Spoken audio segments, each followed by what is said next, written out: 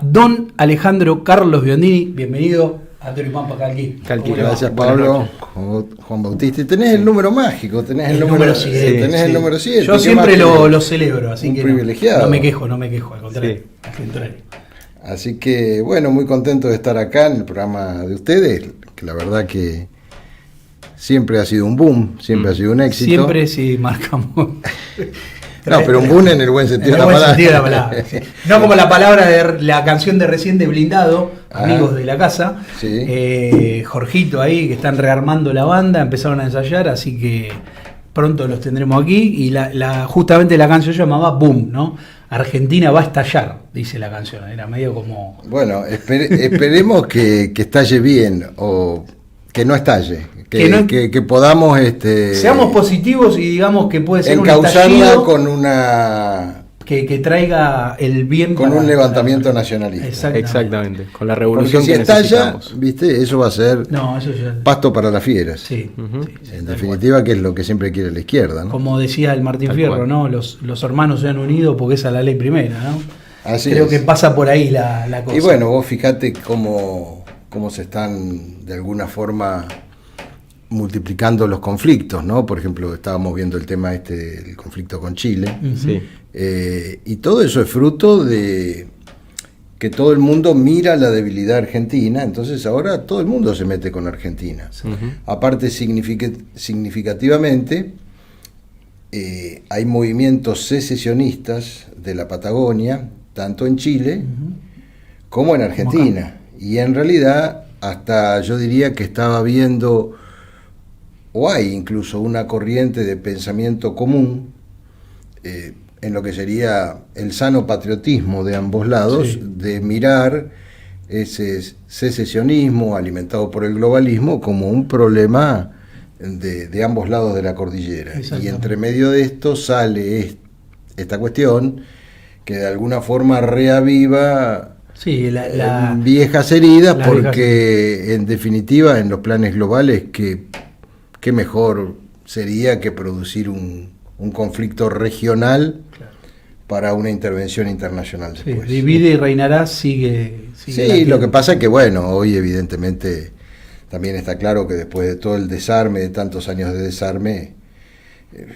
la Argentina prácticamente, no te digo que tiene una existencia formal, pero ciertamente la verdad que hoy no podemos pelearnos con nadie. Claro, bueno, yo no me quiero adelantar a lo que sería el segundo bloque de la entrevista, donde hablaríamos de las propuestas, pero justamente una de nuestras propuestas es el rearme espiritual y material de la nación en materia de lo que es ejército, claramente. Sí. Pero siempre lo decimos cada vez que nos enfrentábamos en las mesas o abordábamos a gente con nuestras propuestas, le decíamos, el rearme no es en búsqueda de tener conflictos con los demás, sino para disuadir cualquier posible conflicto con algún vecino. Y justamente ahora estamos a la puerta de un conflicto con Chile, ¿no? Ni más ni menos.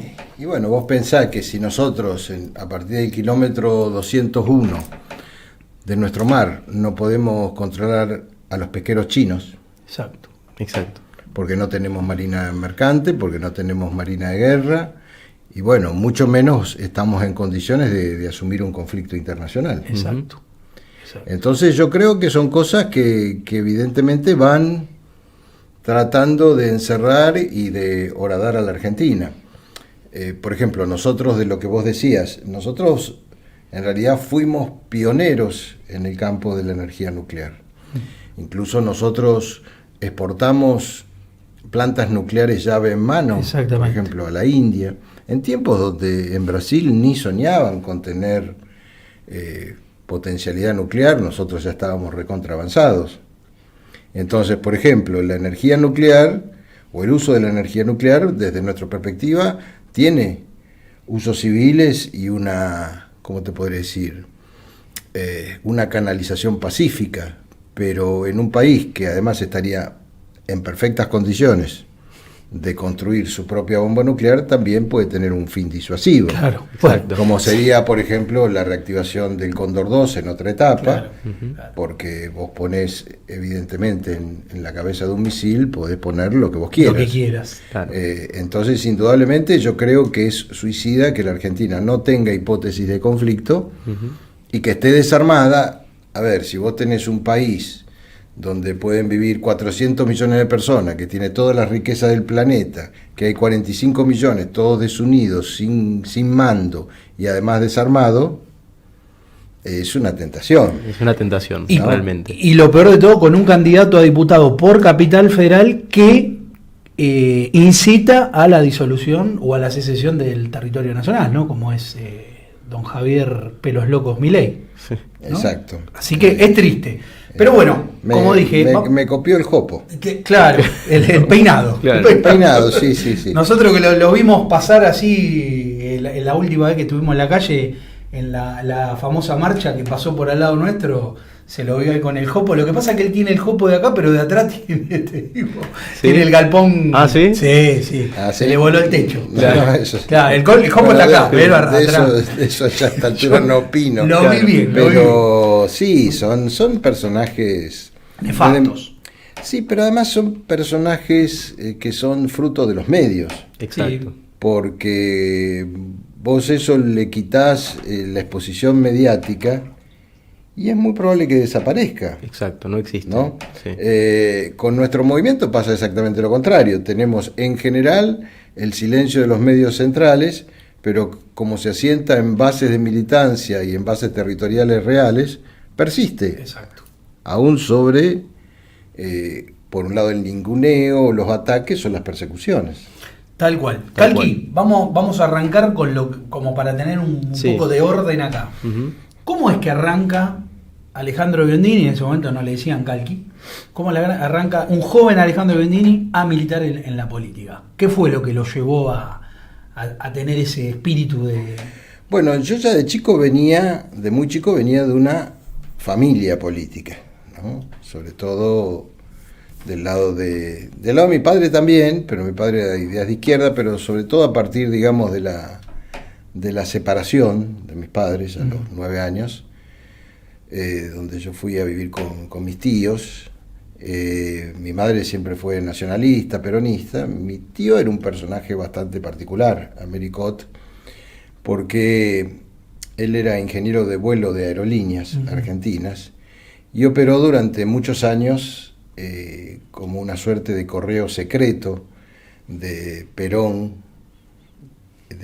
con la Argentina, ¿no? O sea, el enlace entre Madrid y Buenos Aires, en fin, y yo lógicamente también escuchaba todas estas cuestiones en la familia.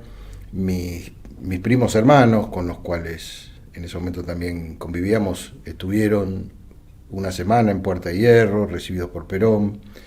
Mi tía, incluso mi madre, mantenían un correo con Isabel Perón. Bueno, en la familia... O sea, había un vínculo estrecho con el general, directamente, ni más ni menos. Exacto. No es que eran solamente militantes de No, base, ¿no? había un vínculo estrecho y digamos que mi tío era un hombre de ideas muy nacionalistas. Yo venía de otra formación, por eso, digamos, a través de las ideas de mi padre, yo incluso a los 9 años y medio todavía no estaba bautizado. Bautizado, sí, claro, eso. ¿No? Había estado internado medio pupilo en un colegio norteamericano. Padre comunista, colegio norteamericano, una ensalada. No, lo que pasa es que mi madre era mucho más joven que mi padre, que venía de segundas nupcias, digamos. Claro. Es más, mis hermanastros tenían la misma edad de mi madre y mis sobrinos mi misma edad. O sea, era una ensalada. Una ¿no? ensaladita había. Una ensaladita. Que para esa época no era normal, porque hoy es muy común. Y no, ese tipo para de esa cosas. época no, y además mezclaron los negocios y bueno, Claro. como decís, el boom Sí, estalló. explotó todo. En algún momento estalló.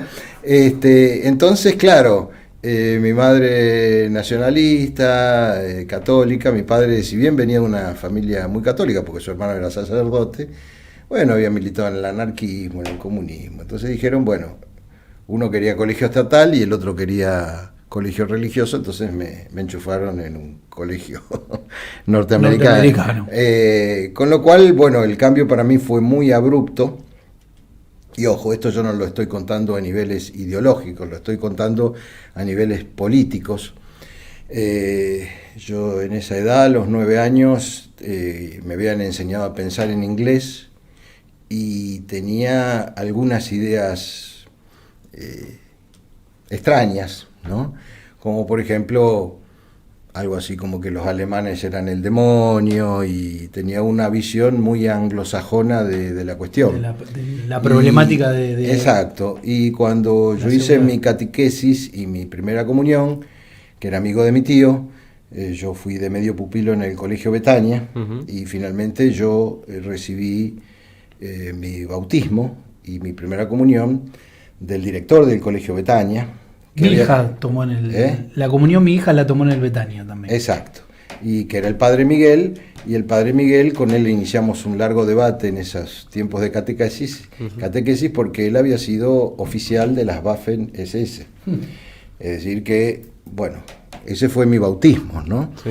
De un sacerdote católico que había sido oficial de las Waffen-SS. ¿Por qué se hizo cura? Porque él había peleado en el frente ruso, y en el momento del que lo iban a fusilar dijo: Dios mío, si no me matan me hago sacerdote. Bueno, alguien lo salvó y se hizo sacerdote. Dios intervino y bueno. Pero yo no estoy hablando eso por una inclinación ideológica. Lo que digo es que ese choque cultural, claro, a mí me permitió ver dos enfoques diametralmente distintos de la historia. Exacto. Entonces yo era un chico bastante raro, no raro por actitudes, sino a lo mejor de lo que hoy puede ser un niño. Digamos, yo a los 9 años y medio, 10, leía 2 libros por día. Wow. Bajaba directamente la biblioteca de mi tío, me empezó a interesar mucho una cantidad de temas, el revisionismo histórico. Entonces me fui formando, aunque sea a los hachazos, políticamente. Y a los 15 años, evidentemente, ya por el tema familiar, lo que a mí me interesaba era el peronismo. Me sentía consustanciado con lo que era la resistencia, el mensaje de Perón, y me sumé al peronismo a los 15 años y en dos frentes, digamos, en lo que sería la reorganización de la UES, de la Unión de Estudiantes Secundarios, y en la acción social, en donde trabajábamos en ese momento en la Villa 31 con el padre Mujica. Claro. Qué nombre, ¿no? Estamos hablando de tipos que no eran 4 de copa, tipos que han cambiado la visión de lo que era la Argentina, ¿no? Porque el padre Mujica fue el que le dice en un momento a los montoneros: bueno, ya está el general, métanse los fierros en el culo, sí. Y por se eso acabó la revolución y lo matan, ¿no? Y por eso lo matan. Claro.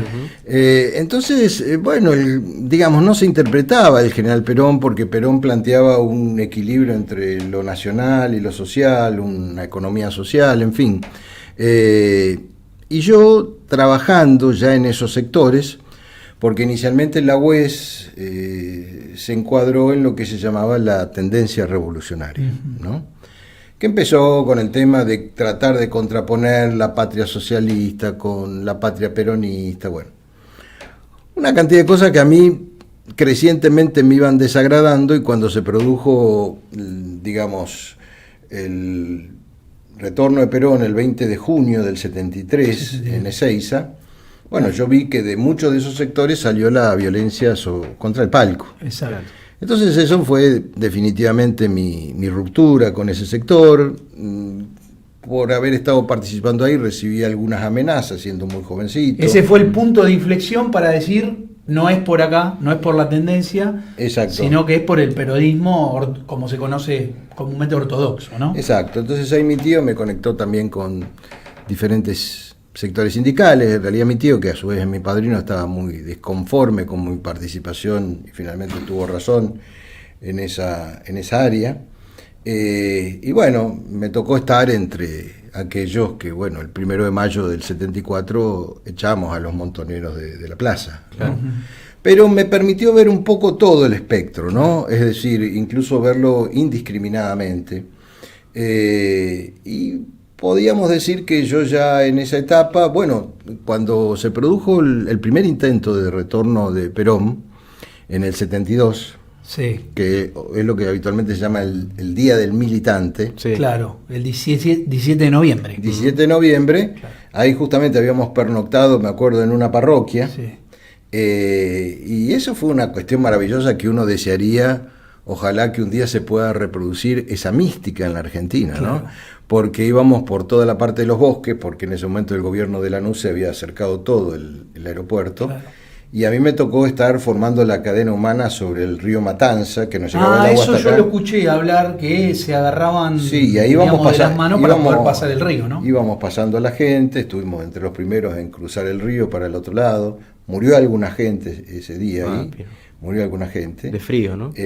No, No, de balazos. bueno, después Porque estaba claro, el despliegue en de la los balacera. tanques. Claro. había algún- Bueno, finalmente Perón no lo dejaron salir del aeropuerto y después, bueno, sí, ya se produjo el retorno en junio del 73, pero bueno, entre medio de eso, la traición de Cámpora, donde Perón finalmente termina enfrentado con sectores que indudablemente ya respondían a otro proyecto. Claro, eran, diríamos, los muchachos estos que hablaban de que Bandor era el traidor, terminaron siendo los traidores ellos al general, ¿no? Porque Claro. hay como eso también, porque eso eran los que le hicieron la guerra a Bandor. Bueno, Bandor es asesinado en la década del 60, si no me equivoco. Y resulta que estos después fueron los que estaban en contra del general Perón, del regreso del general Claro, Perón, ¿no? porque los Querían un montones- peronismo sin Perón. Se habla mucho en su tiempo, evidentemente yo era muy chico, pero de grupos que surgieron de Tacuara. Claro. O sea, inicialmente Perón de alguna forma fue engañado por esta organización Montoneros, que incluso toma un nombre de la parte federal, de la parte Sí, histórica, porque exacto. Las montoneras. pasa como ahora con el kirchnerismo, que ellos toman Sí. nombres patrióticos para después deformarlos, pero en un determinado momento Montoneros se une con la FARC, con las Fuerzas Armadas Revolucionarias de Roberto Quieto, donde definitivamente se forma la línea con Cuba, con el Claro. marxismo, y opera como una organización terrorista más, como era el ERP, como eran las otras organizaciones. Evidentemente, bueno, es toda una etapa muy conflictiva, muy polémica. Después viene Perón, pone de alguna forma las cosas en su lugar, pero bueno, él tiene que hacerse cargo del gobierno. Pero el proyecto de Perón estaba grande, no era hacerse cargo del gobierno. Él, digamos, confiaba en Cámpora, porque Claro. Cámpora había integrado el primer gobierno peronista, pero Cámpora termina siendo casi la voz de los montoneros. O sea, hoy ponerle la Cámpora a una agrupación es como si vos en el cristianismo le pones la Judas. Judas, ¿no? Yo lo, Exacto. se Es lo un copio a símbolo. usted y lo utilizo para graficar un poco de diríamos, lo dicotómico que significa, que es el kirchnerismo dentro del peronismo, ¿no? Es la traición más pura que puede existir, ¿no? Ponerle ese nombre a, Sí, no a tiene la nada primera que ver. agrupación. O sea, Cámpora en supuestamente su tiempo fue leal, sobre todo en el primer gobierno. Claro. Pero bueno, evidentemente vos podés ser leal, no es cuestión de ser leal una cantidad de años, es cuestión de ser leal toda la Toda vida. Lo que vida, pasa exacto, que exacto. hay un libro, yo no me acuerdo cuál era, pero lo decía Hugo del Carril, cuando le tocó estar preso con Cámpora en el golpe del 55, compartieron celda, y dice que Cámpora no paraba de llorar, era insoportable, o sea, todo el día y toda la noche llorando. Como que lo trataba de cobarde. Uno, diríamos, haciendo una especie de análisis de la situación, Perón en el exilio lo manda a Cámpora a decir, bueno, listo, Cámpora el gobierno, Perón al poder, era algo Sí. así lo que Cámpora se del decía. gobierno, pero no del poder. Exactamente. Y cuando llega Cámpora acá, los otros lo apretaron. Y los otros no es que eran nene de pecho, andaban ya con diríamos, el halo de la Revolución Cubana. Según el padre Mainville, se vislumbraron con la figura del Che. Eso también yo lo había leído en Sí. las memorias del padre. Decía que, bueno, los que le eran leales terminaron siéndole los primeros traidores, ¿no? Yo te digo, sí, Hay una historia compleja esa ahí, es ¿no? Entre la derecha y la izquierda. Eso sería una visión factible, pero desde el punto de vista ideológico. Pero también está el factor humano. Ajá. Cámpora era un tipo muy sencillo, había sido ahí dentista, odontólogo en San Andrés de Giles, en ese momento estaba Venía figura- del conservadurismo. Cámpora. Claro, estaba la figura inmensa, digamos, de Eva Perón, etcétera, etcétera. Y, mira, esto es como los nuevos ricos. Hay gente que cambia desde una situación de poder. o como dicen en la cancha, se la creen. Se la creen. Sí. Entonces, en un determinado momento, los montoneros, que estaban formados por cuadros realmente muy capaces y peligrosos al mismo tiempo, Cook, uno de ellos, ¿no? le hicieron creer a Cámpora lo que no era, un líder. Claro. Que así como en su tiempo existió el intento del peronismo sin Perón, Cámpora dijo, bueno, Perón está viejo, porque la idea de Perón era recorrer Latinoamérica, predicar la tercera posición. Bueno, y acá es como que Cámpora se le subieron los humos, ¿te das cuenta? Y entonces se transformó, como le pasó en su momento a Paladino, que terminó siendo, por eso lo echaron, no el delegado de Perón ante Lanusse, sino el delegado de Lanusse ante Perón. Claro. ¿No? Sí, sí, sí. En eso Sí, intervino, eso es una parte de la historia que no se conoce, intervino mi tío Americot, porque viene con una carta de Perón. Perón era muy hábil, ¿no? Muy político. Y conocía la naturaleza humana. Sí. Entonces, él había coordinado con mi tío, lee la carta, y en esa carta Perón le decía que, bueno, él medio como que, no que se iba a retirar, pero pasaba cuarteles de invierno, y que Paladino iba a quedar un poco al frente. Entonces mi tío no era tan político, se volvió loco, pero general, ¿cómo vamos a hacer esto? Dice, usted no se preocupe, dice, este hombre, dice, como es un soberbio, dice, se va a inflar, de hecho se infló como un sapo, y no va a dejar error por cometer, porque lo daba él por jubilado. Efectivamente, una vez que él recibió esa especie de supernombramiento, Sí. a los pocos días ya era digamos, era como que a Alberto Fernández lo dejaba Claro. chiquito, ¿no es Claro, así? claro. Bueno, por lo tanto después vino la expulsión. En el caso de Cámpora, bueno, había que aplicar cirugía mayor, pero eso le implicó a Perón asumir el gobierno. Y su situación de salud no era para asumir el gobierno, por eso en realidad él estuvo 9 meses nada más en el poder real, y después el fallecimiento. Vos sabés que una gestión en el Ejecutivo es un tema muy complicado. Bueno, después todas las loas de lealtad y todos los planteos respecto de Isabel Perón, sobre la cual yo tengo un enorme respeto, no se cumplieron. El primer enemigo estaba adentro. Sí. Vino el golpe del 76. Bueno, digamos que en mi caso hubo un periodo después en el cual yo no participé en política y me reintegré sobre el 79, acompañando con toda la decisión que se pudiera al doctor José María Rosa. Claro. Incluso en el 80 ya con Alicia María estuvimos trabajando en la colaboración y la fundación de la revista Línea. Línea, ¿no? Claro. El diseñador de Línea era Albistur, el actual esposo de Tolosa Paz. Ah, O sea, nos conocemos todos. Nos conocemos todos. Ahí venía Vittel, venía Cafiero Padre, por ahí pasaba todo el peronismo. Entonces en el 80, primero se estaban organizando diferentes áreas, el espacio estudiantil, y bueno, ahí yo soy designado como secretario general de la JP, en la capital federal. ¿Qué edad calqué ahí? Y en el 80 yo tenía 24 años. 24 años y estaba como secretario general de la JP Capital. Así es, integrante de las Juventudes Políticas. Ahí estaba este muchachito que anda dando vuelta en todos los canales. ¿Quién? El Bigotioli no llovía. Guillermo Moreno, el que se dice más peronista de todos los peronistas. Estaba porque él era JP Capital, según oriundo del barrio San Telmo. Bueno, yo la verdad que trataba en ese momento con todos los sectores, Guardia de Hierro, la verdad que en ese tiempo, por lo menos yo no recuerdo habernos cruzado. Claro, ¿no? porque él habla mucho de Alberto Fernández como que no era peronista.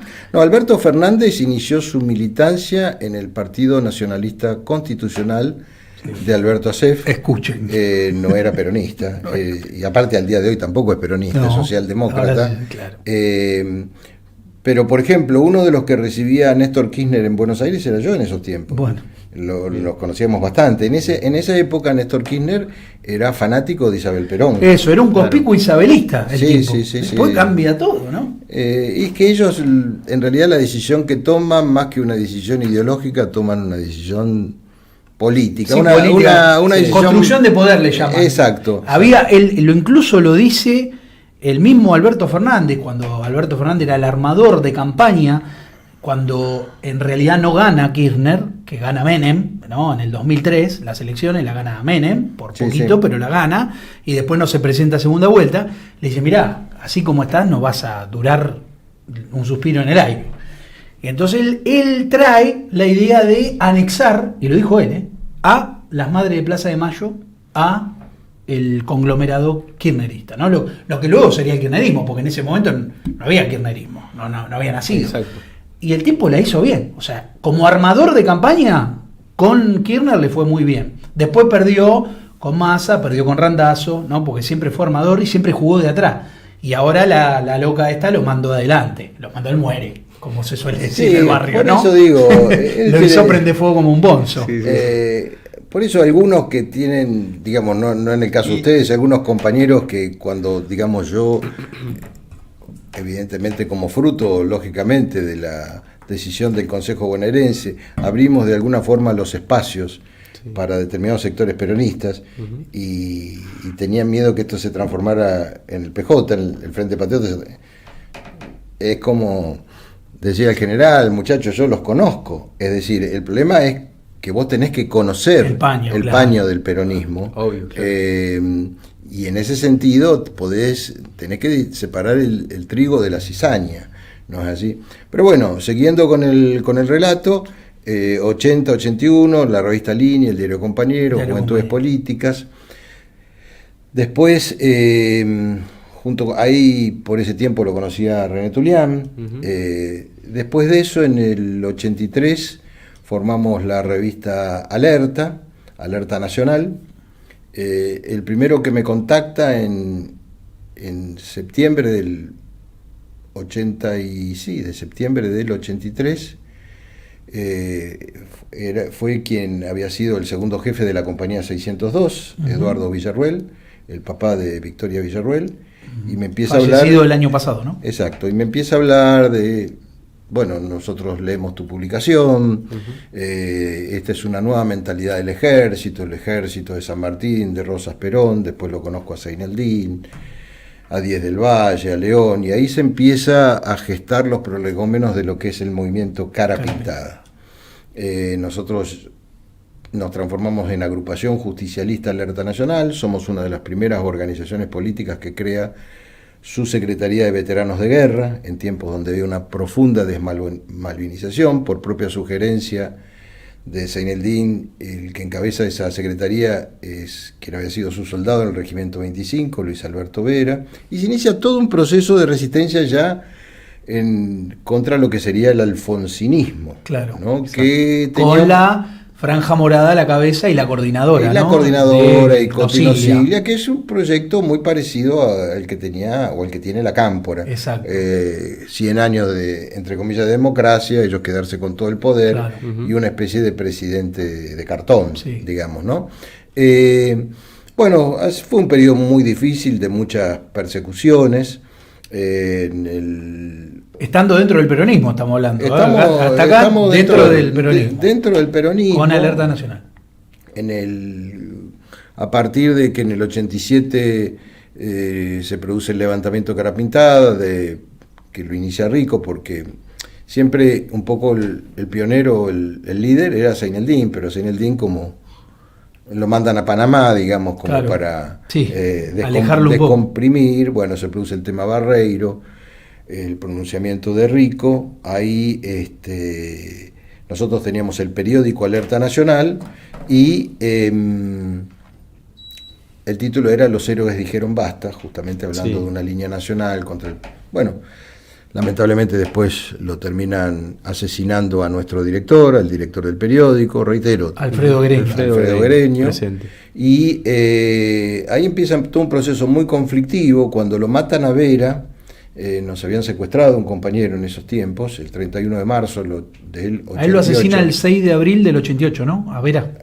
A Vera lo asesinan, a Guereño lo asesinan el 9 de julio de 1987. 87 Guereño. Y a Vera el 6 de abril del 88. 6 de abril del 88. O sea, después de lo de Guereño, que fue un terrible enfrentamiento, evidentemente, con el régimen alfonsinista, nosotros habíamos hecho en el 31 de marzo del 88 una marcha contra Alfonsín, Sí. a Plaza de Mayo. Esa noche lo secuestraron a un compañero nuestro de aquellos tiempos, Barrios.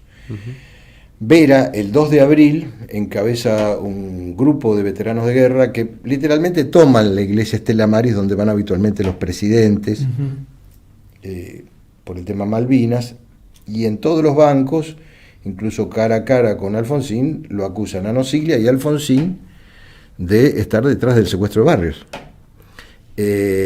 Y entonces, bueno, se produce todo un conflicto que incluso en ese momento fue reflejado por los medios, y 4 días después, en medio de que todavía seguía secuestrado Barrios, le hacen, digamos, una trampa a Vera, y en Sarandí alguien lo lleva como para decirle, mira, te vamos a pasar información, y cuando sale con la lo convocan novia a un lugar y lo fusilan a la salida. Bueno, Exacto. cuando yo me entero eso, que me entero el 7, justo tenía que hablar, precisamente porque era un acto por el reclamo de la aparición de Barrios, me entero de Vera, bueno, ahí, un poco más joven, se me cruzan los cables, como se suele decir, Claro. Sí. y le digo al gobierno, por cada uno de los nuestros que caiga, como decía el general Perón, van a caer 5 de ustedes.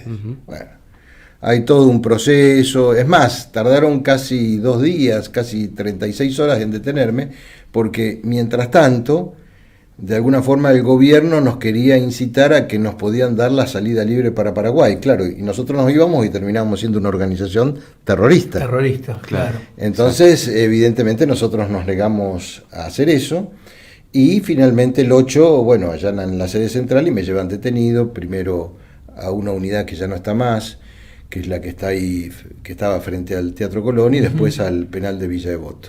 Y ahí estuvo un proceso muy conflictivo del partido, donde nadie pensó que la organización iba a poder resistir. En ese momento me acuerdo que el traidor, el agente israelí Guillermo Patricio Kelly, decía que no podía entender cómo no se podía destruir Alerta Nacional. Bueno, finalmente, después que yo salgo en libertad, vuelven toda la militancia a la calle. Él que había destruido a Alianza Nacionalista Libertadora. Claro, ya porque en la él década del lo 40, mandaron ¿no? infiltrado Claro. para destituirlo A Queraltó. a Queraltó. Claro. Yo fui amigo de Queraltó. Ah, ¿sí? Lo conocía Queraltó, como- una persona que era nacionalista, no peronista, Ujú. y que era muy apañado por Eva Perón. Sí, O sí, sea, sí, ella siempre estaba atenta a lo que sucedía con Alianza Nacionalista Libertadora. Exacto. Con Queraltó siempre nos juntábamos en un café que está en esa iglesia que está ahí en la calle Bartolomé Mitre, sería... ¿Qué, Barrio Congreso ahí? Claro, Barrio Congreso, Sí. exacto.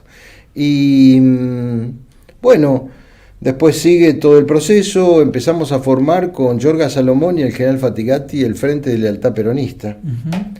¿no?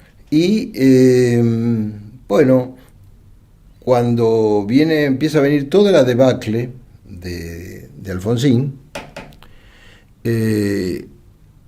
uno de los principales focos de resistencia era en ese momento Alerta Nacional y el Frente de Lealtad Peronista, y a su vez nuestros vínculos con Seineldin y el movimiento Cara Pintada. Cara Pintada.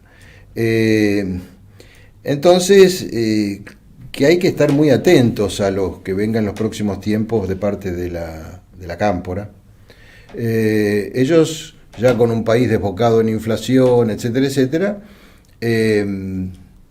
urden con Gorriarán Merlo el tema de provocar, digamos, un hecho terrorista, pero asignárselo a lo que ellos llamaban la ultraderecha. Exactamente. Claro. Cuando se Eso fue produce- lo de la tablada, ¿no? Tablada. Claro, el ataque a la tablada, Claro. porque además sabían que perdían las elecciones, el país era una catástrofe. Entonces el 23 de enero del 89 se produce el ataque a la tablada, y estaba armado de tal manera que si uno va al diario La Quinta, La Razón, debe estar en el Archivo General de la Nación eso, La Razón titulaba, que era un diario del gobierno, que comandos de Seineldin y de Alerta Nacional habíamos tomado el regimiento de la tablada. Ah, Entonces el plan de Alfonsín... un era ataque coordinado- falsa bandera, lo que le Claro, llaman. era decretar el estado de sitio, no dar elecciones, encarcelar un montón de gente y mantenerse en el gobierno. Bueno, le salió mal, después incluso, digamos, fue todo el tema de la responsabilidad ideológica. Me presento yo incluso como uno de los querellantes en el juzgado de la Rambevere. El fiscal era Nisman. Ah, mira. Un joven Nisman sería. Un joven Nisman, momento, ¿no? que por supuesto cajonearon la causa, claro, donde se demostraba la responsabilidad ideológica del gobierno radical. Claro. Bueno, y ya después se produce la campaña de Menem. Yo, por conocerlo a Menem, le tenía y no le tenía confianza, digamos. Claro. Pero a través de su Mayoma, del doctor César Arias, que vos también lo conociste, en Casa Patria. Digamos, bueno, un poco participamos en la campaña, en un momento realmente nos entusiasmamos porque dijimos, bueno, viene como una especie de caudillo nacionalista. Ahora, Calqui, yo justamente... No sé si se las estoy haciendo muy largas. No, pero sí, está bueno el relato, pero bueno, en la época que usted militaba para Menem, yo militaba para Cafiero, porque ahí fueron las únicas internas que existieron, exacto, dentro del peronismo. Exacto. Que hoy piden, los peronistas, entre comillas, piden internas, hay que volver a las internas del peronismo. Al pobre Menem hasta le pegaron una vez que fue al Congreso Justicialista. Nunca hubo internas en el peronismo hasta esa vez, porque venía Cafiero con la línea renovadora dentro de lo que hoy sería Massa, ¿no? Sí, sí. Massa es un heredero de Cafiero. Hacía grandes rasgos, o sea, yo militaba para ellos, estábamos enfrentados y no sabía, yo era muy chiquito en esa época. Yo arranqué pero Cafiero en ese momento representaba el sistema, porque Cafiero tenía todos los apoyos, y el único apoyo que tenía Menem, que representaba un poco al peronismo ortodoxo, era el sindicato gastronómico con Barrio Nuevo, etcétera. Claro. Uh-huh. Y para sorpresa, hay que ver las barbaridades que se decían en ese momento de Menem, sí, ¿no? Que después, como dicen, pasó a ser un Menem que no era el que conocimos después, porque era con el pelo largo, sí, sí, ¿cómo se llama? El poncho federal, el gaso del hombro, nada y después cambió. Pero yo le comento, porque en el peronismo se utiliza, y entonces lo sabrá, ¿no? Que el que gana, después todos nos encolumnamos detrás. Que ahí ya me empezó a hacer raro desde chiquito. Después ya de más grande dije, no, basta. No, vamos para acá, vamos para allá, paremos la mano. Sí, entonces, cuando Menem viene a Caseros, un acto multitudinario, de los cuales hoy ya no existen, porque hay que reconocer que la gente ya no se moviliza por los políticos, es real. Era una avenida San Martín de Caseros, el escenario estaba sobre lo que es el túnel, ¿no? Uh-huh. Del tren San Martín, estaba montado ahí y toda la avenida llena de gente. Yo era chiquito, había ido con mis padres, pero mis padres estaban adelante. Me subo arriba a un techo, la cosa que se empezaron a subir, el techo terminó en el piso, no nos matamos de casualidad. Sí. Pero bueno, eso era lo que se vivía en esa época, lo que era la militancia, el estar en la unidad básica, que viene a por qué, más que nada por lo que pasó en los 70. Volvamos un poquitito para atrás, después seguimos con eso. Dale. ¿Usted cree, esto yo tengo una opinión formada, que lo que pasó en los 70 con esa guerra que hubo entre el gobierno militar y lo que fue digamos, los subversivos, sirvió para que justamente luego la juventud perdiera ese espíritu guerrero y revolucionario y como tranquilizarlos? Porque después en los 90 la juventud ya no militó más en política. Luego hubo un resurgimiento con la cámpora. ¿Cree también lo mismo o no? ¿O no fue una manera de apaciguar? No, lo que pasa es que se inició todo un proceso, digamos, en toda Latinoamérica, de cierto idealismo, las escuelas de las Américas, ¿no? Claro, cierto idealismo distorsionado, pero evidentemente, por ejemplo, en un determinado momento, tanto ERP como Montoneros tenían miles de cuadros. Claro. Y cuadros realmente convencidos. Lo que ocurre que donde talló el sistema fue que cuando indudablemente quedó al desnudo que no se trataba de una resistencia, digamos, al gobierno de facto o a los gobiernos de facto, porque indudablemente la guerrilla siguió después que asumió Perón. Claro. ¿Verdad? Sí, claro. Y los principales enemigos y que atacaban en pleno gobierno constitucional era la guerrilla. Bueno, a Rucci los matan durante el gobierno de Perón, ¿no? Apenas asumido. Exacto. Y es más, el gobierno presidido por Isabel Perón, donde incluso en ese momento Videla hacía buena letra, sí, podría perfectamente haber controlado el tema subversivo. Claro. Se controló también en el operativo Independencia.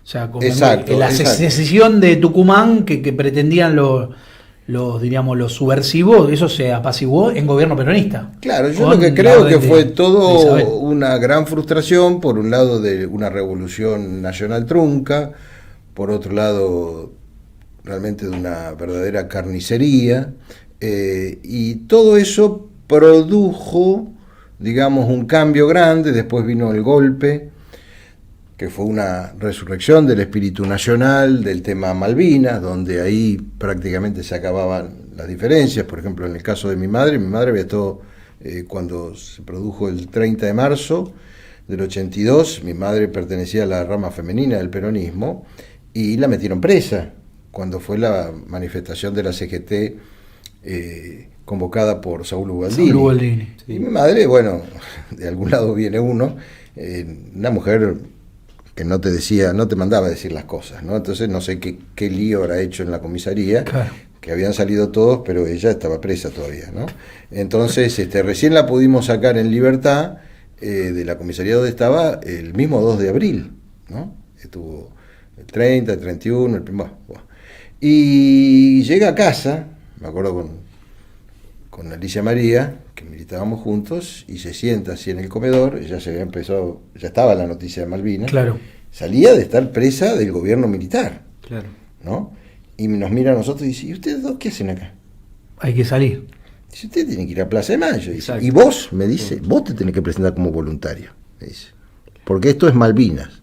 Entonces, ese es el espíritu, Claro. y ese espíritu es un poco el que se conserva. Es decir, es un espíritu que trasciende los encuadramientos políticos, Sí, exacto. y que es gravísimo que en determinados sectores, como pasa hoy con algunos sectores liberales, se quiera bastardear. Pero no es que solamente es en el campo de la juventud. Si vos hoy agarrás, digamos, ¿por qué esa mística? Porque en tanto los gobiernos, sean civiles como militares, y los respectivos jerarcas de esos gobiernos, sacando el caso específico de Perón, traicionaron todo. Entonces, es lógico, vos, para que algo te genere mística, para que incluso digas, bueno, hasta estaría dispuesto a dar la vida por eso, sacando el En tema de pos. la patria o de Sí, sí. Dios, hablando de los encuadramientos políticos, Sí. evidentemente eso es lo que se perdió. Pero no es que se perdió por casualidad, se perdió por causas muy concretas. Claro, a eso iba, ¿no? Es Exacto. como que fueron orando Primero, esa piedra. los llamados jefes guerrilleros Se vendieron. se vendieron. Sí. Ujú. No cayó uno. Los militares que supuestamente iban a hacer una revolución nacional terminaron con Martínez de Oz. Sí. Entonces, a su vez, en su momento también, que eso fue otro golpe posterior al nacionalismo, los diferentes pronunciamientos carapintadas, no hubo uno, hubo 4 rendiciones. 4, claro. Digo, más allá de la polémica, si es fue un reclamo sectorial o un pronunciamiento de otro orden. Sí. Entonces, de alguna manera, retomando un poco el hilo, cuando se produce la campaña de Menem, en su momento confiamos, bueno, fue electo, planteó todo lo contrario. Sí. Yo ahí después terminé finalmente rompiendo con el PJ, y en el 90, cuando empezamos, o sea, el origen de lo que después fue el Partido Nuevo Triunfo, fue una síntesis entre gente que veníamos del peronismo, entre sectores del nacionalismo tradicional. Ujú. Ahí se sumó el doctor Puig Moreno, que era el jefe del movimiento nacionalista de restauración de lo que era Cabildo, de la parte bonaerense, que no coincidía. La parte de nacionalismo católico, ¿no? Sí, Sería. pero que no coincidía con la posición antiperonista, digamos, sobre todo de la parte más porteña. Está bien. Veteranos de guerra. y Era ahí más dialoguista, podríamos decir, ¿no? Claro, y ahí se arma una unión y surge primero el Partido Nacionalista de los Trabajadores, que después se llama Nuevo Triunfo. Claro. Y ahí empieza todo un proceso, digamos, del 90 hasta que me levantan la El profesión. derrotero, ¿no? Claro, donde el tema era ¿Cómo es la ruptura con Menem? Eso fue una tapa de crónica. Excelente. Excelente. Yo sé que es fanático Sí. de Mirta Legrand, yo no lo soy. Y ella siempre dice que el público, por eso, el público siempre se renueva. Así que cuente cuando lo vio a Menem en el Hotel Castelar, fue que aparece no. O sea, el muñeco este. O sea, vamos al Hotel Castelar, ¿no? Y claro, uno teníamos esa imagen del poncho, etcétera, etcétera. Pelo largo, patilla. Claro, y que poco menos los medios le decían a Menem que era Urco, una cosa por el estilo. La resurrección de Facundo Quiroga. Ya después era Brad Pitt, claro, ¿no? Después que se hizo lindo. Claro. Alto, rubio, ojo celeste. Y ese día apareció con una... Yo miraba y no... Al principio no caí que era él, digamos, porque estaba medio distraído. Y bueno, entró con los zapatos blancos, ya las patillas recortadas, bueno, y ya lo que empezó a decir no tenía nada que ver con nada. Pelo corto. Parecía Álvaro Alzogaray. Claro.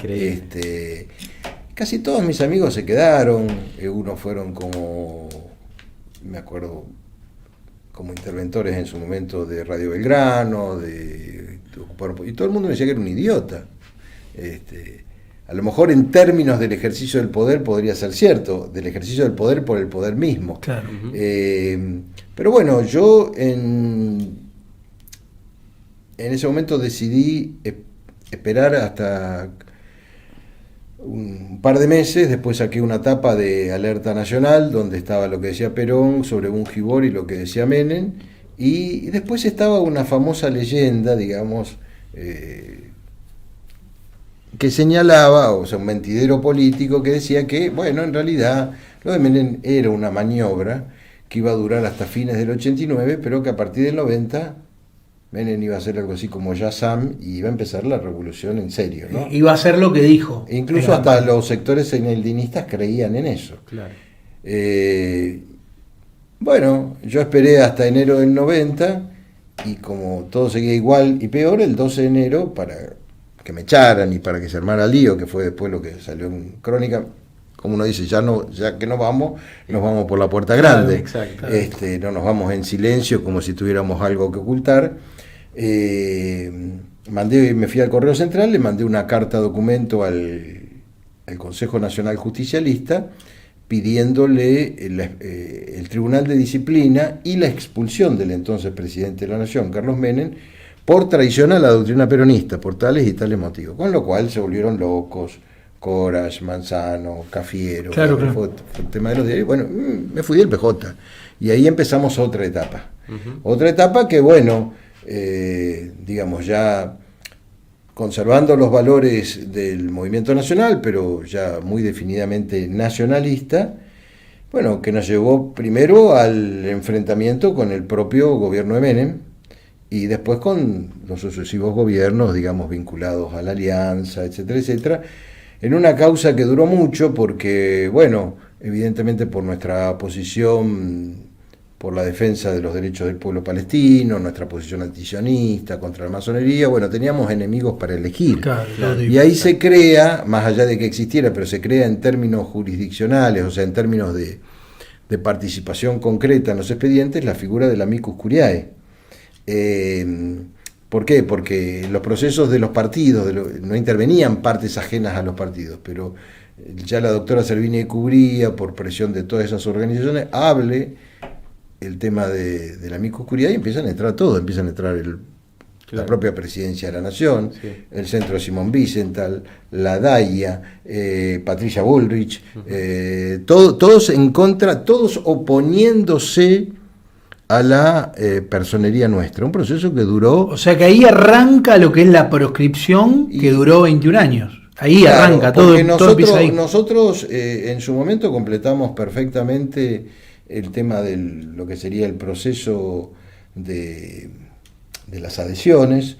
Después se produce por el artículo 62 el proceso donde si hay alguien que oponer, insólitamente en esa reunión no se opuso nadie, pero el fallecido fiscal Dilelo toma la causa y a su vez empieza a llamar a más entidades, ¿no? Claro. Y bueno, después el tema termina en la apelación ante la Cámara, la Corte, hasta que en el año 2009 bueno, se produce la sentencia en contra de la Corte Suprema, pero en realidad sin ninguna probanza.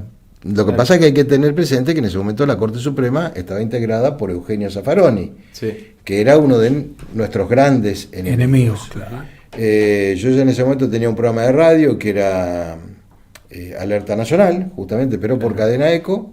Y, a ver... ¿Eso en qué año exactamente? ¿Que arranca toda la lucha fue del 2000 al 2009, 19 años. Claro. En 19 años termina... Por eso algunos dicen que no tenemos vocación democrática. Nosotros batallamos 19 años en la justicia. Bueno, finalmente, por toda esa presión política, nos fallan en contra. Entonces, yo ya le había dicho a Alejandro César, mirá, esto es una guerra, por esta vía yo sé que nos van a terminar fallando en contra. Fíjense qué pueden hacer. Él, con gente vinculada a otros sectores, constituye Alternativa Social. Y bueno, yo no sé si estaba muy convencido, pero en marzo del 2009, nos proscriben el 17 de marzo del 2009, no sé, tratando de relacionar qué, pero yo en ese momento señalo que me voy a dedicar al periodismo y no a la política. O sea, como que disolvemos el partido. Bueno, 2 meses después se presentan las elecciones Alternativa Social, con lo cual se empiezan a volver locos de vuelta porque el primer candidato era Biondini. Entonces me dicen, bueno, que Biondini nos hizo bajar de la guardia y armó otro partido por otro lado. En realidad yo no tenía mucho que ver, fue una iniciativa, digamos, de otros sectores. Sería el Biondini hijo al gobierno, Biondini padre al poder, ¿no? Claro. Y en el 2011, que es el fin de la proscripción, desde Alternativa Social deciden, bueno, ofrecerme que vaya como candidato a jefe de gobierno. Ahí de vuelta se vuelve loco la DAIA y otros sectores, y en ese momento se produce un juicio muy interesante que lo toma el Tribunal Superior de Justicia de la Ciudad de Buenos Aires, en donde 5 jueces, incluso una de las juezas es integrante de la colectividad judía, ahora no me acuerdo el nombre, fallan que ya es absurdo mantener esta situación de proscripción, fallan en contra de la DAIA, fallan en contra del Centro Simón Wiesenthal, fallan en contra de la Cerruti, que también se había presentado, fallan en contra de toda la estructura política, y yo soy habilitado, porque en realidad a partir de ese año me puedo presentar. La Nación, todos los medios, algo así como el lobo que va a saborear el bocado, estaban convencidos que nos iban a fallar en contra. Entonces, hasta ese momento yo era, como si vos decís ahora, precandidato a jefe de gobierno, pero todos los medios decían, bueno, ahí viene la proscripción de Biondini, ahí viene, es absurdo, ¿cómo se va a presentar? Maduraba el knockout. Maduraba el knockout. Y de repente, por unanimidad, viene el fallo en contra. ¡Pum! Silencio total. Cierran todos los medios, y lo más cómico es que el último día, antes de la veda electoral, me invitan ¿cómo se llama? A Código Político, donde supuestamente estaban todos los precandidatos. En un intento de acto... Eso era en el canal TN, ¿no? Sí, en TN. Y a decir verdad, el único que me saluda, no sé si, porque estaba en su planeta, es Macri, ¿no? Y vive en una nube de pelo.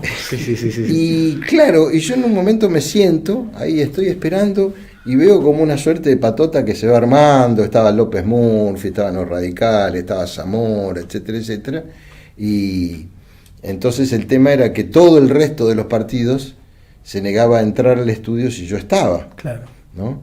Entonces ahí me hacen como una especie de cama en TN, me dicen, bueno, mire, vamos a hacer lo siguiente. La verdad que estamos en desacuerdo, usted espere en el estudio, que hablen todos estos, nos oponemos. En ese momento vivía Blanc y estaba el otro conductor. Dice, y espere, y después, bueno, vamos a hacer un reportaje aparte. Con usted solo. Con usted solo. Pero bueno, eso no ocurrió. Ya después que fui, hicieron una especie de protesta, pero bueno, no me permitieron volver al estudio y me fui del canal. O sea, lo que quiero decir, qué cobarde, que como ellos perdieron, ¿qué es lo que pasó? Uno dice 2011, porque algunos dicen Biondini se viene presentando hace décadas. Yo me pude presentar, estamos en el 2021, en el 2011. Y en todas las campañas pasó lo mismo, porque es como que ahora recién empiezan a terminar de aceptar, fíjate, después de tanto tiempo, fíjense, que nosotros podemos participar de la vida democrática, incluso ya como Frente Patriota. Pero la técnica en todas las campañas fue esto, de parte del sistema. O sea, perdimos la batalla judicial, perdimos de alguna forma la batalla política. Entonces vamos a recurrir a la venganza mediática. Recién yo diría casi un poco ya en el 2019 y un poco con más intensidad en el 2021, es como que se empieza a normalizar que nosotros podemos, o en mi caso podemos participar de la vida institucional. Y lo más cómico, que yo hasta el momento no he ocupado ningún cargo público, ni de consejero escolar, ni de nada, y estuve proscripto en realidad del 1990 al 2021, al 2011. 21 años. 21 años, 3 años más que Perón. Entonces exacto. Es una estupidez grande como una casa. O sea, es como que se están curando de salud de algo. El fallo más absurdo de toda esa historia es el fallo, porque la Servini Cubría había tenido un manejo tan autoritario que en ese momento hasta la propia Cámara le quita el manejo del expediente. No, ojalá se lo hubiera dejado, porque fue a Canicoba Corral. Claro. Y algún día habrá que hacer un Guinness de los abusos y de las estupideces. Y el primer fallo en contra que tengo en primera instancia es de Canicoba Corral. Que uno lee el fallo y no lo puede creer. No lo puede creer porque empieza. No, porque alguna vez una persona se paró en una cervecería y empezó a hablar y juntó a 2 o 3. Entonces la conclusión del fallo era... Que era la resurrección. Que si yo llegaba una vez al poder iba a provocar un genocidio en la Argentina. Ese es el primer fallo en contra. No tenía ningún tipo de fundamento jurídico. Era como... ¿Cómo te podría decir? Es como una película. No había pruebas exactas, en absoluto, solamente una construcción histórica. Una deducción. Es como si a vos, porque eso en términos jurídicos no existe, es como si a vos te quieren juzgar por algo que supuestamente vos vas a hacer. Claro. Eso no existe en términos jurídicos. No existe, bueno, ese fue el primer fallo. Claro. Después lo de la Cámara fue tan... Y la Corte Suprema ni siquiera se ciñó a los argumentos, sino era por la forma como nos habían dado la apelación, debía custodiar si los trámites formales se habían cumplido. O sea, todo el fallo contra Nuevo Triunfo, contra lo que fue el PNT, es un fallo que alguna vez cuando se estudie con detenimiento histórico es, digamos, el compendio de las violaciones de absolutamente todos los códigos existentes en Argentina. Pero bueno, es historia antigua. Que si le hubiera sucedido a cualquier otra persona... hubiéramos tenido manifestaciones en la calle porque estaban cercenando diríamos, el derecho civil de un exacto, porque aparte, digamos, vos hoy ves que han accedido a cargos públicos, a cargos legislativos, a cargos ejecutivos, gente que tomó las armas para un lado o para el otro, ¿no es así? Y en el caso nuestro podrá haber habido opiniones o cuestiones que puedan ser más o menos polémicas, pero de última son delitos de opinión, ¿no? Sí. Que no ameritan haber tenido en mi caso la proscripción, y debo decirlo con todas las letras, más larga de la historia contemporánea argentina. Sí. Entonces, increíble. Bueno, al día de hoy es otra etapa donde uno está trabajando por el presente, pero sobre todo está trabajando más bien por el trasvasamiento generacional, ¿no es así? Que es un poco la etapa de ustedes. Sí. Eso lo vamos a dejar para el otro bloque. Sí. Como para cerrar hay algo que está muy en boga, que es la cultura de la cancelación. Podemos decir que usted la vivió, pero de una manera ya al extremo. Lo más lindo que los adalides de la cultura de la cancelación, o sea, quienes se sienten cancelados constantemente, son los que aparecen en canales todos los días. Léase Milei, Esper, Centurión. Que Gómez Centurión dice, no me invitan a la televisión, y estaba diciéndolo en un canal de televisión. ¿Qué le queda para Alejandro Bendini? Si hay un fiel exponente de lo que es la cultura de la cancelación, yo le tengo que decir que tiene que estudiar o tienen que mirar este programa de Toro y Pampa, todo el primer bloque, o el segundo en realidad, donde habló de pe a pa lo que ha sufrido en carne propia. Así que la cultura de la persecución directamente. De la persecución, claro. Lo que pasa es que es lo que el sistema hoy llama la cancelación. La cancelación. ¿No? Exacto. Sí, como que si ellos fueran cancelados. O sea, cancelado significa para ellos el tenerse que correr de un auditorio más grande a un auditorio un poco más chico, o sufrir el escrache de 4 boludas con pañuelo verde diciendo fuera el aje de, no sé, de Córdoba. Exacto. ¿No? Eso para ellos es la cultura de la cancelación. Cuando en realidad 21 años de proscripción de los derechos ciudadanos es realmente es lo que sufrió Trump. Trump sí tuvo una verdadera cancelación, ¿no? El tipo borrado en las redes sociales. Por eso te digo, incluso echado de un gobierno, ¿no? Vos fíjate que por un lado operan con, como se dice, con la proscripción mediática, que reitero, de a poco, sin prisa pero sin pausa se va rompiendo, y por otro lado con la difamación, porque vos imaginate que si vos estás proscripto 21 años, y con esto te cierro para no estirarte el bloque, en esos 21 años, que vos no podés participar en elecciones y luchás en tribunales, estás pagando abogados, estás siendo de alguna forma apoyado por una estructura que están a pan y a mate cocido, digamos, ¿no? Así, nosotros, que sos el paria de la sociedad. Sí, la austeridad a la máxima. Realmente después de esa historia, después de haber hecho, digamos, la lucha por la sola participación en elecciones, yo diría más larga de la historia reciente de la Argentina, ¿realmente alguien puede pensar, puede ser tan imbécil que nosotros podemos querer participar de las elecciones por un tema de boletas electorales? No, claro. Pero esa es la otra parte del sistema, es la otra mentira, que no te deja hablar. Hay muchos jóvenes que no conocen esta historia y algunos dicen, no, Biondini hace como 30 años que se viene presentando. Sí. ¿Y sabes qué? Deben vivir de las boletas electorales. El negocio, claro. Es decir, nosotros siempre hemos sido un movimiento revolucionario. Para nosotros, digamos, la democracia es una forma de expresión, pero no simplemente como un fin, sino como un medio para realizar eso que decía Perón, que es la felicidad del pueblo y la grandeza de la patria. Pero si es por haber pasado la de Caín, nos tocaron todas. Exacto. Y ninguno de los flanes rabanas que hoy están en la política hubieran resistido ni 6 meses lo que nos tocó pasar a nosotros. Nada, absolutamente nada. Y aparte otra cosa, nosotros hemos logrado tener nuestra estructura propia. Eso también. Cosa que ellos no lo hicieron, y a último momento, como siempre, cazan un sellito de esos que están dormidos y terminan jugando, y eso sí, que van en el curro de la boleta. Pero no nos olvidemos que a Gómez Centurión le bajaron un montón de distritos porque estaba bastante flojo de papeles. Pero bueno, eso va por mi cuenta.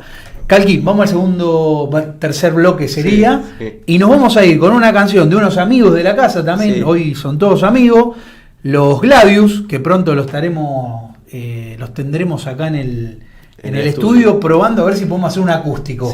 Vamos a ver si funciona. ¿Acá en el estudio? Acá en el estudio, sí. Vamos a invitar a los amigos con una canción que está justamente dedicado a todos estos que nombré hace un ratito, que se llaman Los Falsos Antisistemas.